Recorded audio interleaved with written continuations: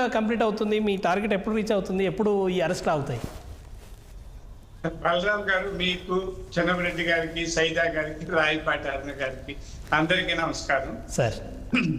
నాలాంటి బాగా చదువుకున్న వ్యక్తి బూతులు ఎవరు మాట్లాడితే మంచిది, ఎలా మాట్లాడితే మంచిది అన్న చర్చల్లో పాల్గొనడం కొద్ది ఇబ్బందిగా ఉందండి. వాస్తవం చెప్తున్నా. వాస్తవం అంటే నేను తెలుగుదేశం పార్టీ అధికార ప్రతినిధినే, అయితే పేరున్న సైకాలజిస్ట్ని, విద్యావేత్తని. మన దురదృష్టం అంటే నేను చిన్నప్పటి నుంచి రాజకీయాలు చేస్తున్నా. గత ప్రభుత్వం ఏర్పడినప్పటి నుంచి జగన్మోహన్ రెడ్డి గారి మీద తీవ్రమైన విమర్శలు చేసింది నేనేంటి, రాయలసీమలో తీవ్రమైన. అయితే ఏ రోజు నేను అసభ్యంగా, అశ్లీలంగా, వ్యక్తిగతంగా దూషించలేదండి. నా మీద ఇప్పటి వరకు ఒక కేసు లేదు, ఏమీ లేదు. నేను చదువుకున్నాను కాబట్టి నాకు సంస్కారం ఉందండి. ఇప్పుడు నేను ఒకరిని, ఎదుటి వాడిని ఏమంటే అది అంటారు.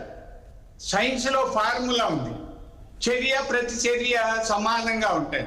ఇప్పుడు నేను గౌరవప్రదంగా ఉండాలని అనుకుంటే మిమ్మల్ని గౌరవప్రదంగా మీరంటే మీరు అంటారు, నేను రే అంటే ఒరే అంటే తరే అంటారు.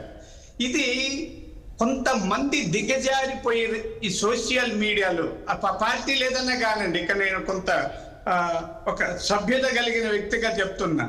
ఏందండి బూతుల మార్ఫింగ్ చేసి ఒకరి ఫోటోలు ఒకరు పెట్టడమా? అంటే సంస్కారం లేకుండా చేసిన వాళ్ళని శిక్షించకుండా ఏం చేయాలి? ఎవరైనా అండి. ఇప్పుడు నేను ఈరోజు అందరూ విన్నాను, లైవ్ లో విన్నాను, రాంబాబు గారు మాట్లాడింది విన్నాను, పేరుని నాని గారు మాట్లాడింది విన్నాను, మా వెంకటరమణారెడ్డి గారు మాట్లాడింది, మిగతా అందరివి కూడా విన్నా, షర్మిల గారికి కూడా విన్నా. అందరు నాయకులు అందరినీ తిట్టుకుంటున్నారు, సవాల్ అంటున్నారు. ఇంకా బూతులు తిట్టిన పోషానిది కూడా విన్నాను. పోషాని గారు అయితే ఇంకా ఎక్కువ తిట్టారు. నేను అందరిని అడుగుతున్నా, అంటే ఏ పార్టీలు పక్కన పెడతామండి, ఎందుకంటే తిడతారు, ఎందుకు తిడతారు? మాట్లాడండి. సిద్ధాంతపరంగా, విధానపరంగా ఎన్నైనా విమర్శలు చేయండి. ఈరోజు 11 మంది ఉన్నారా, ఎదురున్నారా పక్కన పెడతాం. అసెంబ్లీ ఉన్నది ఎందుకండి? గెలిచిన తర్వాత అసెంబ్లీలో నిలదీయండి. మీకు ఒక విషయం చెప్తానండి. జనతా పార్టీ 78లో వచ్చినప్పుడు 60 మంది గెలిచారు. ఆ తర్వాత అందరూ 30 మంది వెళ్ళిపోయి ఆఖరికి కొద్ది మంది మిగిలారు. ఆ మిగిలిన కొద్ది మందిలో జైపాల్ రెడ్డి గారు, వెంకయ్య నాయుడు గారు ఉన్నారండి. నాకు వాళ్ళతో సాన్నిహిత్యం ఉంది. నేను అప్పట్లో జనతా పార్టీలో ఎమ్మెల్యేగా కూడా పోటీ చేసి ఓడిపోయాను కాబట్టి స్టేట్ సెక్రటరీగాను రెగ్యులర్గా.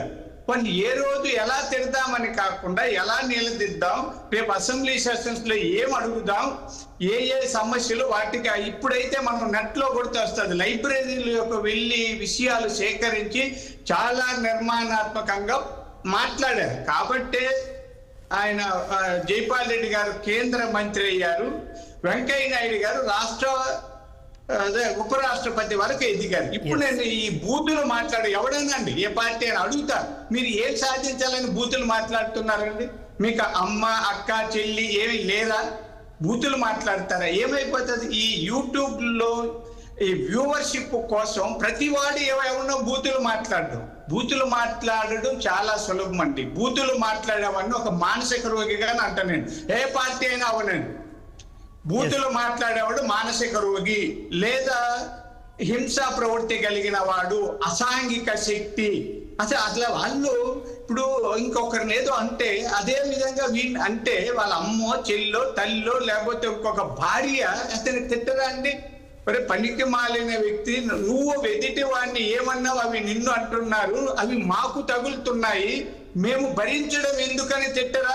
సంస్కారయుతమైన రాజకీయాలు రావాలని అన్ని పార్టీ వాళ్ళు కూడా స్వయం నియంత్రణ పెట్టుకోవాలన్నది నా ఉద్దేశం వ్యక్తిగతంగా. ఇక్కడ మీరు అన్నారు టార్గెట్ ఏం కాదండి, అంతేనా? చట్టం తన పని తాను చేసుకుపోతుంది. చంద్రబాబు నాయుడు గారు తొలి రోజే చెప్పాడు, మేము కక్ష సాధించడం లేదు, ఎవరు ఉప్పు తిన్నమ్మ నీళ్లు తాగుతుందో నాకు సామెత ఉంది, ఎవరెవరు నేరాలు చేసిటో వాళ్ళు వెళ్తారు. నేను వీళ్ళని అడుగుతున్నానండి, ఎవరిని? రాంబాబు గారు, పేరున నాని గారు. మా దగ్గర సీసీ ఫుటేజీలు ఉన్నాయి, బూతులు తిట్టారు. ఎస్పీ గాని ఎవరైనా బూట్ కార్డుతో తన్నడం నేను ఒప్పుకోను.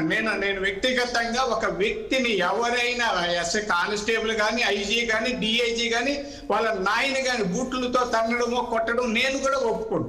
ఆ సీసీ ఫుటేజీలు ఉంటే తీసుకోండి, ప్రైవేట్ కంప్లైంట్ ఏంటి తిరుగుతారండి. ప్రైవేట్ కంప్లైంట్ వేస్తే డీజీపీ మీదైనా వేయచ్చు, ఎస్ఐ మీద వేయచ్చు, కానిస్టేబుల్ మీద వేయచ్చు, మంత్రి మీద వేయచ్చు, ఎమ్మెల్యే మీద వేయచ్చు. అంటే నిర్మాణాత్మకమైన పోరాటాలు చేయకుండా, అసెంబ్లీకి రాకుండా ఇక్కడెక్కడో కూర్చొని అరుపులు కేక అంటే మమ్మల్ని నిందిస్తున్నారు, మేము వాళ్ళని నిందిస్తాం. ఇది జవాబు అండి. మీరు ఇప్పుడు ఎందుకు కొట్టారంటే అప్పుడు రఘురామకృష్ణరాజు గారిని మీరు కాళ్ళ మీద ఎందుకు కొట్టారు, లేదు ఇంకొకరి ఎందుకు, ఇవి అంటే నువ్వు అని అనుకోకుండా మనం అన్ని పార్టీలండి, ఇది మన ఛానల్ ఏమన్నా కానీ అన్ని పార్టీలు ఇక్కడ ఉన్న వాళ్ళు కూడా మనమైన సభ్యతగా సంస్కారితంగా మాట్లాడు. చట్టం తన పని తాను చేసిపోతుంది. పోలీసులు ఏం దేవుళ్ళు కాదండి. నేను 5 ఏళ్ళు విమర్శలు చేసేటప్పుడు నేను చాలా సందర్భాల్లో చెప్పిన, నా జోలికి ఎవరైనా పోలీసులు వస్తే మీకు రిటైర్మెంట్ బెనిఫిట్స్ కూడా రావరా సవాల్, నా మీద ఏదైనా ఒక్క కేసు పెట్టండి మీకు రిటైర్మెంట్ బెనిఫిట్స్ రావు. వేస్తే ప్రైవేట్ కంప్లైంట్ వేస్తే తిరిగి సస్తారండి. ఏమి పోలీసు వాళ్ళకి ప్రత్యేక చట్టాలు ఉన్నాయా? ఐపీసీ కానీ లేదా కొత్తగా వచ్చిన భారతీయ శిక్షా స్మృతి ఏదైనా కూడా అందరికీ ఒకటే, చట్టం ముందు అందరూ సమానులే. కాబట్టి మనం ఒక నిర్మాణాత్మకమైన సంస్కారయుతమైన రాజకీయాలకు తెరలేపితే మంచిదన్నది నా ఉద్దేశం అండి. ఎస్ సార్ మళ్ళీ వస్తాను సార్ మీ దగ్గరికి. ఒకసారి చిన్నపిరెడ్డి గారు ఉన్నారు. చిన్నపిరెడ్డి గారు సార్ నమస్కారం సార్.